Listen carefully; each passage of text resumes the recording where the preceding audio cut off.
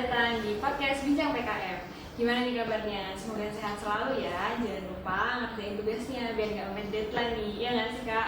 Iya bener banget. Oke, di sini langsung perkenalan aja mungkin dari aku. Kenalin, nama aku Aida Femin, bisa dipanggil Aida. Aku dari Pertanian 2019. Dan pada podcast kali ini kita bakal ngomongin tentang PKM bidang AI atau artikel ilmiah. Nah, di sini kita udah ada kedatangan pembicara yang keren banget nih. Namanya Mbak Rawi Ingra Safitri ya, Mbak. Nah, Mbak Rawi ini bisa dipanggil Mbak Rawi. Mbak Rawi bisa dipanggil Mbak Rawi ya, teman-teman. Mbak Rawi ini sekarang lagi menempuh profesi apoteker di Universitas Muhammadiyah Yogyakarta. Oke, mungkin langsung aja. Halo Mbak. Ya, halo. Gimana Mbak kabarnya? Alhamdulillah baik. Lagi sibuk apa Mbak Ari? Sekarang karena baru masuk kuliah ya, jadi masih seputar perkuliahan aja sih, tugas kayak gitu aja. Oh, iya. Udah berarti belum mulai ini ya, belum mulai apa kayak ke tempat profesinya ya? Oh iya, belum ya. Oke. Mungkin langsung aja ya Mbak. Nah, di sini mungkin teman-teman pada kepo nih tentang apa sih itu PKM AI gitu Mbak. Karena kan PKM AI sendiri kan beda gitu sama PKM 5 bidang. Iya. Nah, mungkin bisa dijelasin sedikit Mbak PKM AI itu kayak gimana ya? Ya, sebelumnya terima kasih atas kesempatannya udah diundang ke acara yang sangat menarik ini ya. Jadi untuk PKM AI ini sebenarnya salah satu skema dari PKM yang lainnya gitu. Cuma bedanya dari PKM AI ini adalah pada saat pelaksanaannya itu kita tidak melakukan istilahnya mulai dari nol, mulai dari penyusunan proposal, kemudian melakukan terjun ke lapangan ataupun di laboratorium, dan juga tidak melakukan penyusunan laporan akhir. Nah, ya, jadi kalau di PKM AI itu cuma menyusun artikel ilmiah, tapi syaratnya itu dari kegiatan yang sudah kita laksanakan terdahulu secara berkelompok gitu. Terus ada syaratnya juga, jadi untuk kriteria dari PKM ini kita harus artikel yang harus kita buat itu, yang pertama itu harus dari misal kegiatan PKL ataupun KKN. Nah, nanti kan kalau di PKL ataupun KKN itu kita ada mendapatkan suatu proyek ya, ada proker kan. Nah, itu bisa kita buat jadi artikel ilmiah, bisa kita susun. Nah, ada juga misalnya dari kegiatan akademik lainnya, misalnya pernah menyusun proposal yang sudah kita lakukan, sudah kita laksanakan secara berkelompok. Nah, itu kita bisa juga susun. Nah, ada juga sekarang yang terbaru itu misalnya kemarin sempat menyusun proposal di PKM 5 bidang. Nah, itu sempat didanai tapi tidak diundang di Kimnas. Nah, itu bisa kita bikin suatu artikel ilmiah dari sana. Syaratnya yang penting kita punya data sama kita sudah melakukan penelitian itu gitu. Berarti kayak jurnal gitu ya Mbak? Iya, lebih ke jurnal tapi bentuknya kayak artikel ilmiah. Jadi formatnya itu nanti berbeda dengan PKM yang 5 bidang. Jadi lebih sederhana lah istilahnya. Berarti dia cuma buat kayak tulisan artikel ilmiah gitu ya Mbak? Oke. Terus Mbak, di AI ini kan berarti mirip-mirip sama riset ya Mbak, PKM riset. Nah, itu mungkin bedanya apa sih Mbak kalau dalam segi apa ya isinya gitu? Sebenarnya kalau PKM riset itu kan kita mulai dari penentuan ide, kemudian dari penyusunan proposal, itu kita benar-benar harus mulai dari metode latar belakangnya seperti apa, kemudian metodenya itu harus disusun secara terstruktur gitu. Nah, kalau yang di PKM AI ini lebih sederhana, maksudnya kita mulai dari penyusunan, kan kita sudah punya datanya nih, kita sudah punya hasilnya. Nah, kita langsung bisa menyusun abstrak, kemudian dijelaskan secara singkat mulai dari pendahuluannya, kemudian tujuannya. Sebenarnya sama sih formatnya, cuma dia lebih singkat gitu. Berarti sebenarnya isinya sama, cuman kalau yang AI ini latar belakangnya udah ada gitu dari apa kegiatan sebelumnya gitu. Terus buat proposalnya nih Mbak, itu formatnya itu sama atau ada perbedaan Mbak selain yang lebih singkat tadi? Kalau di AI tidak menyusun proposal sebenarnya, langsung menulis artikel ilmiah, ya kayak gitu. Jadi nanti formatnya itu ada judul, kemudian ada nama penulis, juga dosen pembimbing, Nah itu nanti langsung ke abstrak karena udah punya latar belakang, tujuan, kemudian metodenya juga udah dilakukan di penelitian yang sebelumnya, karena kan syaratnya yang tadi ya harus sudah dilaksanakan kayak gitu. Jadi tidak ada penyusunan proposal, langsung ke hasilnya. Cuma formatnya sama, harus ada pendahuluannya, harus ada tujuan penelitiannya, terus metodenya harus dijelaskan, cuma secara singkat saja kayak gitu. Jadi kalau misalnya bentuk yang di input ke Sembalawa berarti lebih simpel gitu ya, Mbak, daripada PKM yang lainnya. Iya, sebenarnya itu juga jadi kelebihan dari PKM hari ini sih, karena lebih singkat, kemudian waktu yang kita butuhkan juga untuk menyusunnya lebih cepat ya, karena tadi formatnya itu lebih singkat kayak gitu. Oke, menarik sih, karena dia kemarin kan udah sempat ngomongin yang masalah PKM GT kan ya. Nah itu PKM GT itu juga udah beda gitu dari PKM lain. Kayaknya ternyata PKM AI lebih beda lagi dari yang lain gitu ya. Oke.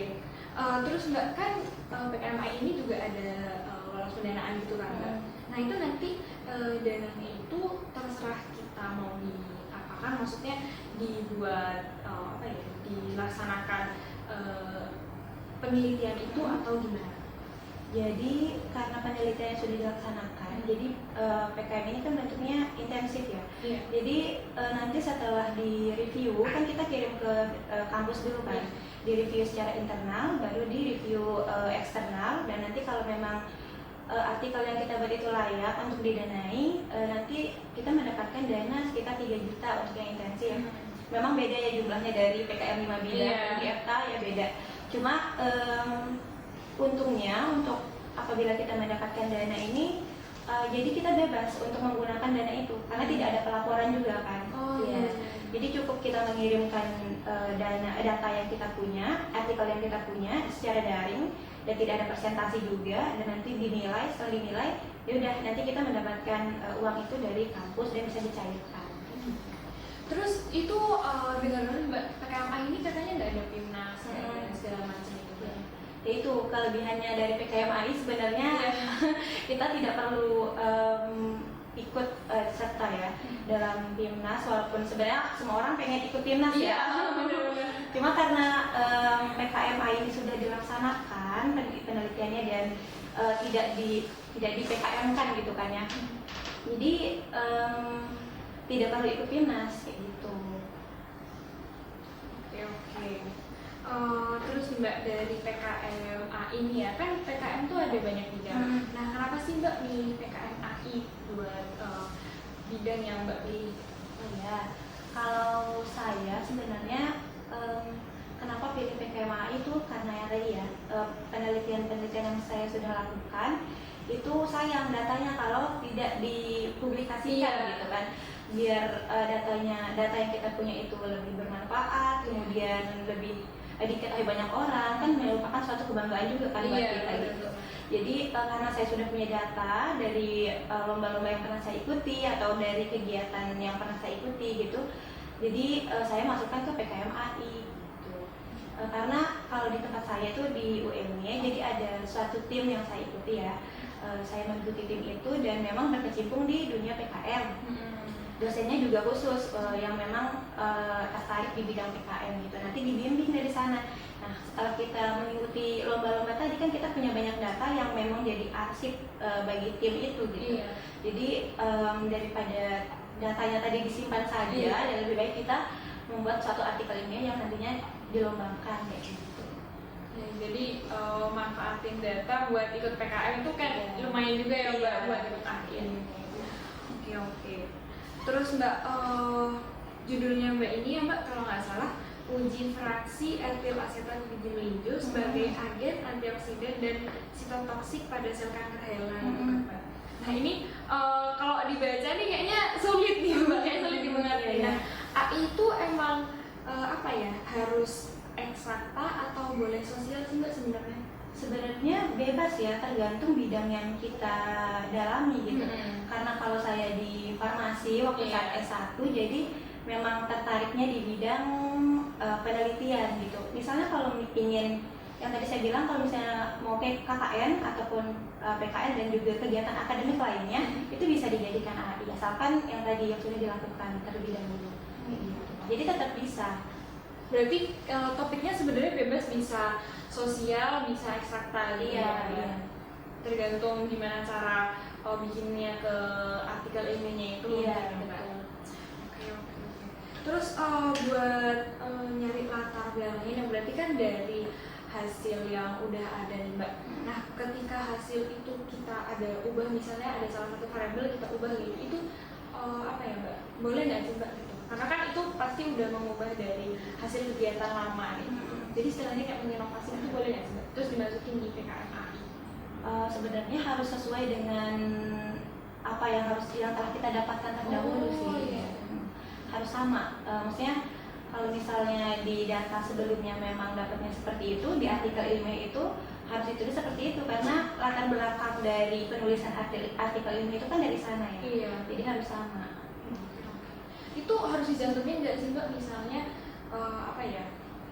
Misalnya datanya itu dari hasil skripsi atau hasil magang, itu harus dicantumin gitu Mbak? Iya, nanti ada di bagian lampiran. Jadi di bagian lampiran itu ada beberapa lampiran, salah satunya itu ada surat pernyataan penulis kalau memang PKMAI ini belum dipublikasikan dan juga memang murni dilaksanakan oleh si penulis itu kayak gitu. Jadi nanti ada tanda tangan bermaterai juga. Jadi emang udah dicantumin di lampiran kalau misalnya yang timnya itu pernah ngelakuin gitu. Iya. Jadi kalau orisinalnya tetap terjaga. Iya. Terus Mbak, buat jumlah timnya nih, ini satu tim itu ada berapa orang? Kalau tim saya itu sebenarnya 3 orang, cuma kalau di pedoman itu bisa 3 sampai 5 orang. Oh, berarti mirip sama PKM lebih dari Iya, sama sebenarnya. Kalau sama. jumlahnya sama. Terus buat ketentuan jurusan atau angkatannya itu sama apa enggak? Untuk ketentuan kalau anggota itu sebenarnya untuk keseluruhan sama sih. Cuma bedanya ya di perbagian bidang-bidangnya aja. Oke. Terus nih Mbak, buat yang AI itu Mbak bikin bikin artikelnya itu berapa lama sih Mbak? Butuh waktu lama apa cuman yang seminggu, 2 minggu kelar? Tingkat kesusahannya kayak apa? Karena kan artikel ini ya gitu ya Mbak. Sebenarnya karena dia singkat ya, kita tadinya singkat karena formatnya sederhana. Cuma ternyata pas penyusunannya itu ya butuh usaha juga sih ya. Butuh usaha juga karena tergantung kesibukan juga sih ya. Cuma bisa diakalin aja gitu, kalau mau cepat ya dikerjain. Kalau saya pribadi waktu itu karena bersamaan dengan saya nyusun skripsi juga, terus ada ikut kegiatan-kegiatan yang lain juga, jadi agak lama sih gitu. Cuma itu kita harus mengirim sebelum deadline gitu. Berarti cepat nggak ya tergantung dari orang yang ngerjain timnya gitu ya Mbak? Iya, terus kalau misalnya kalau di PKM itu biasanya ada perpanjangan waktu gitu sih. Misalnya dari PKM sendiri mau ngasih deadline segini gitu, nanti ada perpanjangan lagi biasanya. Gitu. Cuma ya mau nggak mau kita harus tetap ngikut yang deadline pertama kan, kalau nggak bisa kan nggak bisa diupload tuh. Kalau udah buru-buru ternyata nanti ada perpanjangan lagi kayak gitu. Tapi kalau misalnya ada perpanjangan itu mendingan kita upload di awal, atau misalnya ini kita ada yang kurang-kurang Mbak, kita perbaiki dulu terus upload di perpanjangan, itu lebih baik yang mana? Kalau menurut pengalaman saya ya, jadi kalau misal sudah jadi nih proposal ataupun artikelnya udah jadi, silakan diupload dulu.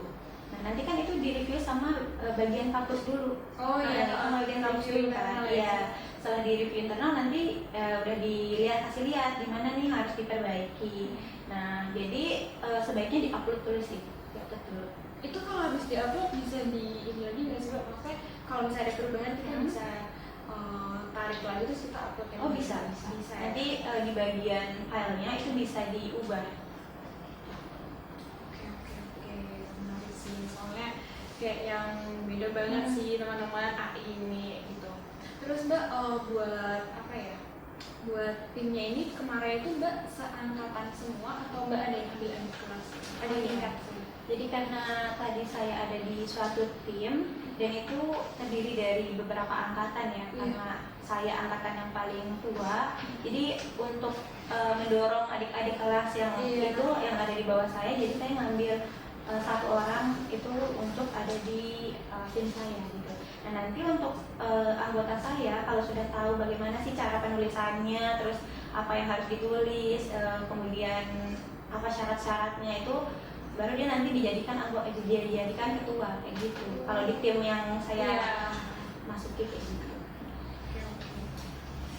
Terus apa ya, dari A ini kan Mbak, kan kalau misalnya kelebihan dari PKM lain itu kan hasil PKM itu kalau misalnya di kewirausahaan itu bisa dijadiin bisnis lanjutan dari BIM-nya itu. Nah terus kalau misalnya PM itu bisa jadi kegiatan lebih lanjut gitu Mbak. Kalau misalnya AI kelebihan setelah mengikuti PKM AI ini Mbak?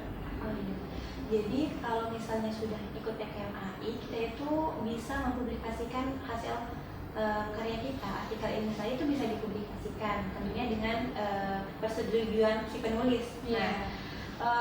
Kalau PKM AI mungkin lebih ke manfaatnya ya untuk orang-orang lain. Kalau misalnya tulisan kita dibaca, apalagi tulisan kita menarik untuk orang-orang, yang menjadi suatu kebanggaan buat kita sih, kayak gitu. Oke, berarti ya buat apa ya, publikasi gitu ya? Iya. Lebih publikasi. Oke. Terus buat PKM AI ini kesulitan apa sih Mbak yang menurut Mbak tuh cuma ada di PKM AI dan cara ngatasinnya gimana? Sebenarnya untuk penulisan ya, karena kan kita menulis suatu artikel di mana membutuhkan suatu kosakata yang beragam, kemudian pemilihan bahasa yang baik dan benar. Walaupun kita dari Indonesia ya, pemilihan bahasa tuh kadang di saat di review itu menjadi salah satu titik kritis ya, karena misalnya di bagian judul saja, misalnya judul kan ada syaratnya kalau tidak salah tidak boleh lebih dari 20 kata gitu. Nah itu kita juga harus perhatikan, misalnya judul kegiatan kita sebelumnya itu panjang, nah nanti pada saat di review nanti disuruh pendekin gitu. Nah kita harus mikir tuh ini tuh disingkatnya kayak gimana ya biar apa maknanya kayak gitu. Lebih ke situ sih kesulitannya kayak gitu. Sama untuk penyusunannya itu berarti sama persis sama kegiatan yang penelitian yang dilakuin gitu Mbak? Iya harus persis sesuai dengan penelitian yang sudah dilakukan sebelumnya. Cuma pada saat mungkin kalau di penelitian sebelumnya ada pembahasan yang panjang gitu kan. Ya, nah kalau PKMA itu ada syarat kalau tidak salah tuh ada syarat jumlah lembarnya itu. Kalau tidak salah 10 lembar ya. 10 lembar itu dikecualikan lampirannya. Jadi di luar lampiran dari abstrak dan judul itu sampai ke daftar pusaka itu harus 10 lembar gitu. Jadi harus lebih singkat gitu penjelasannya, cuma maknanya harus tetap sama isinya gitu. Berarti emang lebih ke isinya gitu ya, penyusunannya gitu. Terus Mbak buat apa ya, idenya itu kan udah ambil dari penelitian sebelumnya. Terus ada nggak sih Mbak apa ya, misalnya kayak perubahan hasil gitu kan, apa ya, kadang kalau misalnya diuji lagi ya Mbak, misalnya nih diuji lagi terus hasilnya itu beda gitu Mbak, itu gimana Mbak? Apakah nggak usah diuji lagi buat dimasukin ke AI? Oh iya, nggak perlu diuji lagi sih sebenarnya, karena kalau memang kita menggunakan judul itu ya hasil dari penelitian itu harus ditaruh di situ. Nanti kalau misalnya mau melakukan uji lagi nanti masuknya ke PKM yang lain, ke PKM riset masuknya gitu. Cuma memang judulnya harus beda ya. Oh, judulnya harus beda? Iya, kalau misalnya mau melakukan penelitian lagi terkait itu ya harus ada perbedaan antara penelitian yang tadi dengan penelitian yang itu. Soalnya kan beda lagi bidangnya. Oke, Mbak, terus aku mau nanya masalah judul tadi ya. Itu kan AI ini kan ngambil dari penelitian sebelumnya. Terus misalnya nih penelitian yang sebelumnya kita udah nyusun nih semua isinya segala macam. Itu boleh nggak sih Mbak kalau misalnya kita benar-benar ambil plot dari situ terus kita masukin ke proposal PKM AI ini, atau kita harus nyusun kata-katanya lagi tapi isinya sama ya? Sebenarnya tidak ada persyaratan untuk boleh tidak untuk mengubah kata-katanya ya, tergantung kita bagaimana caranya untuk menyampaikan hasil dari penelitian sebelumnya itu sebaik mungkin dan tidak mengubah konteks alami dari si peneliti ini gitu. Berarti judulnya bisa beda ya Mbak? Bisa beda tapi maknanya harus tetap sama.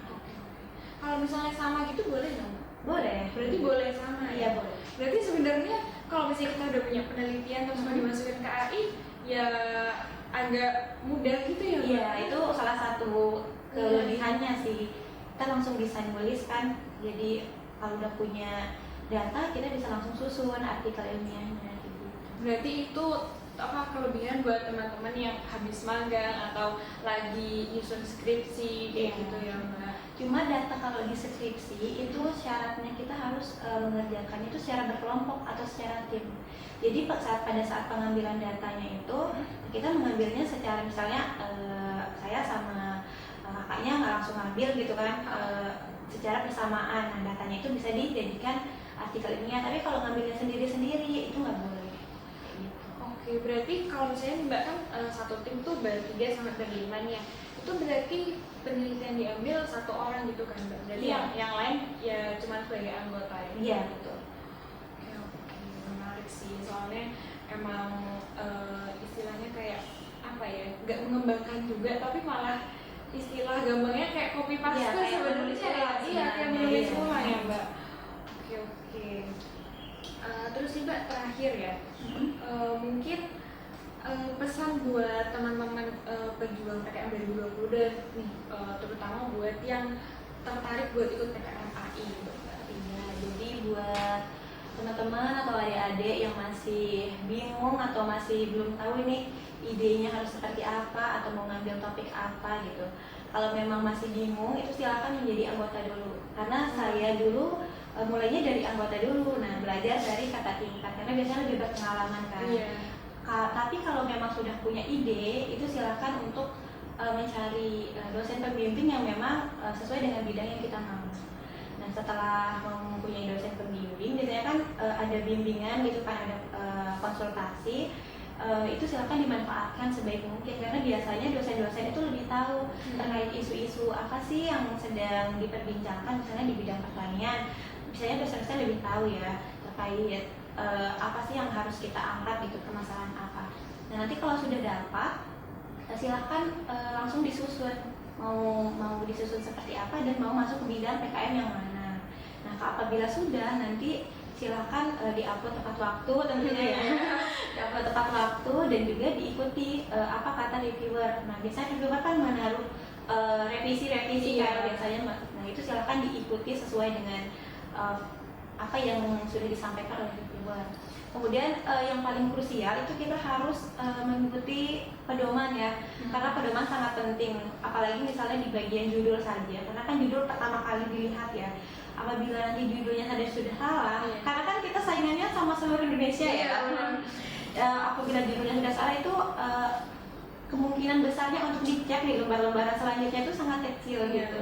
Jadi untuk mulai dari judul aja itu harus kita perhatikan. Pokoknya apa yang ada di pedoman itu silakan diikuti saja kayak gitu.